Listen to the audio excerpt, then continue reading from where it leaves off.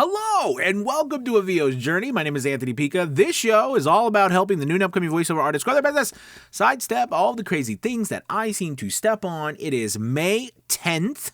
Super excited to be coming to you today and talking to you about a trick that you can use to read more conversationally. There's no doubt in my mind that I get asked this question more than any. How do I read more conversationally? And we're asked as voice actors to do that. In fact, I think it's expected now that we can read that way, as opposed to maybe many, many years ago, the more announcer style. But especially when you're just starting off, and even if you're not starting off, because I work with a lot of seasoned professionals who have done voice acting a certain way forever. And as the industry changes, it grows, it shifts, trends change. We have to update, right, our offerings. And part of that is becoming more conversational. I'm going to continue doing more training on acting and voice acting, but today I want to give you a quick trick, tip, hack, if you will, on how to speak more conversationally quickly without having to, do all the training right at this moment. Training is something we have to do over time, and it's important that we take it seriously. At the same time, it's also important that we still work hard and moving forward with our business, right? Like, trying to get work, trying to continue to learn while, I'm a big advocate for learning while I work. You mess up a lot, but you certainly move forward in your business. Because, if you know my story, I didn't want to continue living my life worried about not doing something. No, I didn't want to have that analysis paralysis that I had for so long. But anyway, so getting into this tip, this trick, this is a method that you can use no matter where you are, whether you're, or no matter what kind of voiceover it is. You can use it anywhere. I would highly recommend that if you are in a live directed session, however, or people are directing you, it's not something that you necessarily want to break out of your toolbox and use there. At the same time, it's totally up to you. And the only reason you wouldn't want to use it is because they might be scratching their head on what you're doing. But let me tell you what you need to do. And actually, this also solves a question too, because I got a question the other day about pitch. Somebody asked, I got a question on the last video, said, "Hey, thank you so much for your video. I was wondering about how do I control my pitch variation, because when I start voice acting, my pitch goes up, especially when I'm trying to express something or be lively.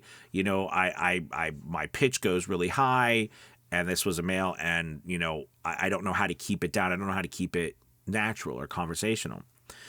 And I think the funny thing that I always use to say is, if I don't know if this ever happened to you, maybe not, maybe it's just me, but when I was a little bit younger, I would go to drive-thrus and I would go in there and I'd start to order, and I would order and they'd be like, "Thank you, ma'am, is that all?" And I'd be like, and then after that I'd be like, "Yeah, yeah, that's it."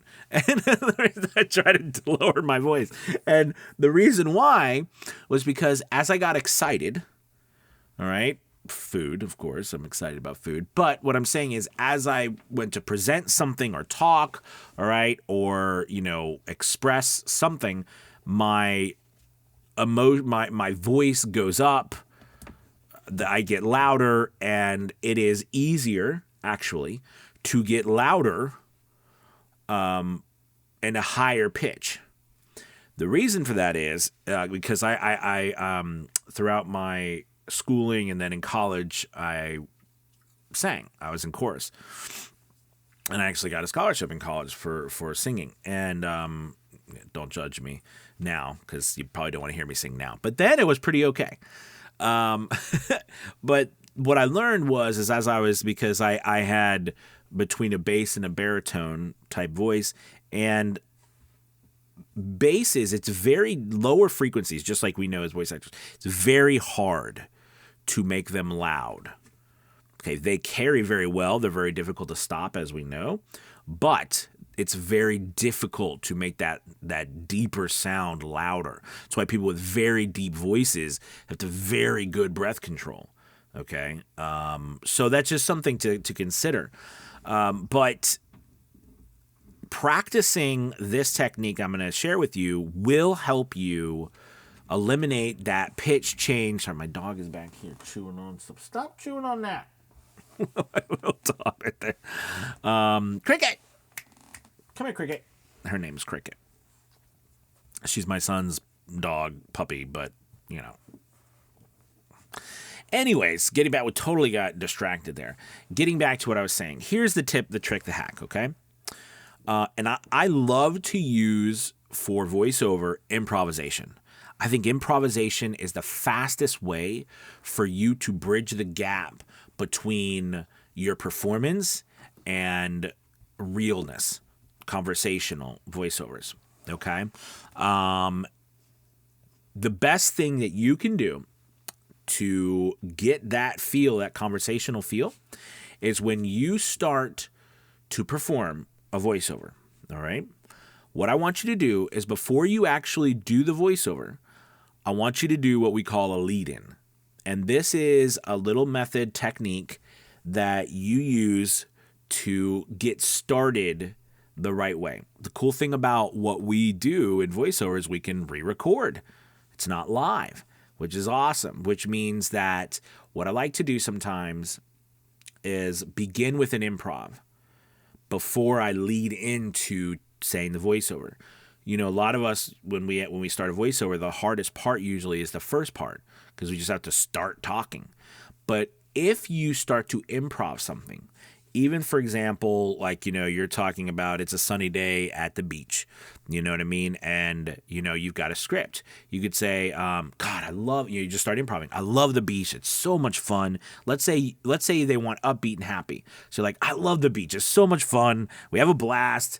We take the kids out, and the sand's always hot, but the dogs love it. We play in the water, and you know the sun is shining at the beach. So many things. Get a Diet Pepsi, like you know. I mean, the point I'm trying to make is that you're improving, and then you go into reading the script, and what you'll find is that you'll get the feel of what it sounds like, what it feels like, for you to sound natural, to sound with your normal, natural conversational voice. It's a great technique. It's a great method. You can use this for everything. Of course, make sure you erase that first part. I would recommend you hit record and then start the improv and then lead in, go right into the script while you're improving so that you get that feel. Here's the thing. It is okay to start a couple of times. Even if you don't want to do the lead in, start the first sentence a couple of times until you get that feel for how you want it to sound. People often, most of us are like, well, I hate the way my voice sounds. I think that's wrong. I don't think we hate the way our voice sounds. I think we hate the way we are sounding, trying to relay the message that we want to relay, right? We don't hate the sound of our voice. We hate the way we're speaking. And I think that's the true. And if you know that, then you know, okay, so what am I trying to convey? And you don't have to do it straight out of the gate one time. Okay, you don't have to do that. You could do it multiple times, right? And I don't mean the whole thing. I mean just the first sentence until you get that feel. Okay, until you get that feel. It might be rigid the first one or two times you do it, but then the third time, the fourth time you say that sentence, you're starting to feel more comfortable. You're starting to feel more confident, and that will allow you to lead into the rest of it. Okay, or you can also use the improvisation method that I just talked about. Those will really help you feel what you're trying to say as opposed to you rigidly trying to just make sure the lines are spoken correctly. I hope that this helps when you're trying to figure out how do I up my performance? How do I sound more conversational, more real, less freaked out or less rigid? And remember, when someone says you are robotic, That doesn't necessarily mean that you sound like a robot. It could mean what they're trying to say is that there's no connection. You've not made a connection with them.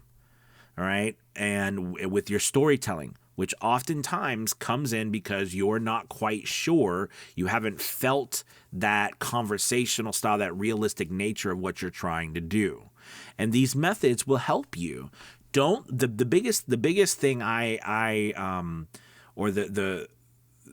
the biggest thing that liberated me, I think, was this lesson that you don't have to be perfect with the first word that comes out of your mouth. We can edit. That's the same thing with like TV. Now that's why a lot of actors like the live stage, because it's definitely a challenge. Now the difference is with live theater, you get to rehearse a lot more than, like, we don't have rehearsal, right? We don't have time for rehearsal. Okay, rehearsal for us means loss of money. But rehearsal on live theater, that's paramount, because when you go live, there is no stopping. You mess up, you got to keep going, right? But even TV, TV or video, same thing. They can edit, and so can we. So use that to your advantage. Don't be afraid to work, at doing this.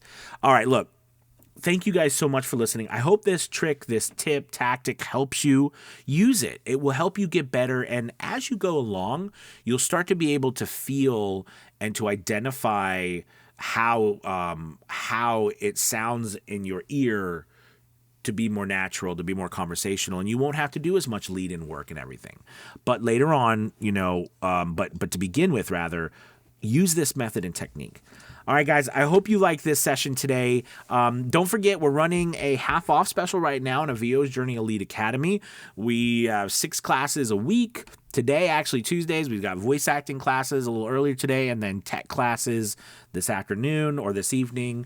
We're processing, etc. We do marketing, we do business systems, audiobook work classes, plus tutorials, all sorts of stuff, and an archives. If you can't make the any session, everything we do is archived. So check that out. There'll be a link below. We'd love to have you.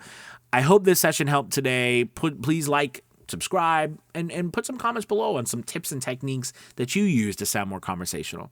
All right, everybody, thank you so much for watching today. You have a wonderful, wonderful rest of your week. I'll see you tomorrow. Goodbye.